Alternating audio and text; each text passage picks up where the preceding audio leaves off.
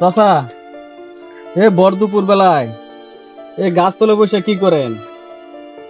ভাইস্তা, কি কব অতীতের কথা। এই জ্যৈষ্ঠ মাসের দিনে আমরা কত আনন্দ ভর্তি করছি। আম কাঁঠাল দুধ নিয়ে আত্মীয় স্বজন বাড়ি গেছি। কি মজাই ছিল, কি আনন্দ ছিল। আজ সেই দিন আর নাই, সেই ঐতিহ্য নাই। কেউ কারো বাড়ি আম কাঁঠাল দুধ নিয়ে যায় না বললেই চলে। হাতে গোনা দুই একজন। এই ঐতিহ্যটা হারিয়ে গেল, এই চিন্তাটাই করতেছি। আচ্ছা, তুমি কান্দ কে?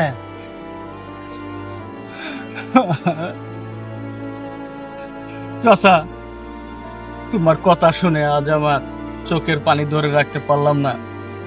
মনে পড়ে গেল সেই অতীতের কথা, মনে পড়ে গেল সেই সোনালী দিনের কথা,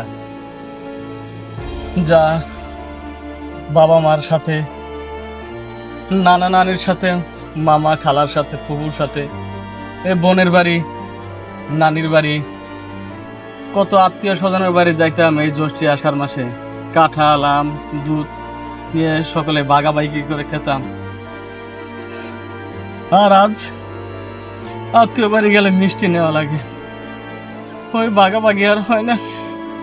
আচ্ছা, ঠিক ঠিক। আচ্ছা, আসলে আগের দিনগুলো এখন আর নেই। আমরা আমাদের গ্রামের ঐতিহ্যগুলো আমরা ভুলে গেছি। আমাদের উচিত আমাদের ঐতিহ্য ধরে রাখা, আত্মীয় স্বজন বাড়ি ফল ফলাদি বিভিন্ন ধরনের জিনিস পাঠানো। তাহলে আমাদের মধ্যে একটা মায়ার বন্ধন সৃষ্টি হবে। এই মেসেজটাই সবাইকে দেওয়া উচিত। কি বলো ভাইস্তা? হ্যাঁ চাচা, এই মেসেজটা দেওয়া সকলের উচিত।